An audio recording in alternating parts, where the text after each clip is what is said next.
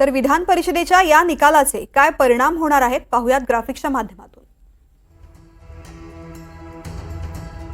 महाविकास आघाडीची विजयी घोडदौड अडखळलेली आहे।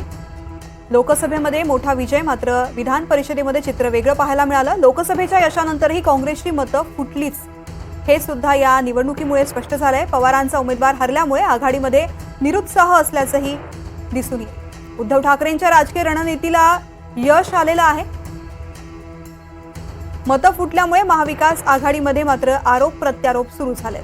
महायुतीच्या कार्यकर्त्यांमध्ये विजयामुळे जोश निर्माण झालेला आहे। देवेंद्र फडणवीसांच्या राजकीय रणनीतीवरती पुन्हा एकदा शिक्कामोर्तब झालाय। दोन्ही उमेदवारांवर जिंकल्यामुळे महायुतीमध्ये राष्ट्रवादीला सुद्धा बळ मिळालंय। माजी खासदारांची नाराजी दूर करण्यात शिंदे यशस्वी झाल्याचं स्पष्ट होत आहे। पंकजा मुंडेंचा राजकीय वनवास सुद्धा या निकालामुळे स्पष्ट झालाय, संपलेला आहे।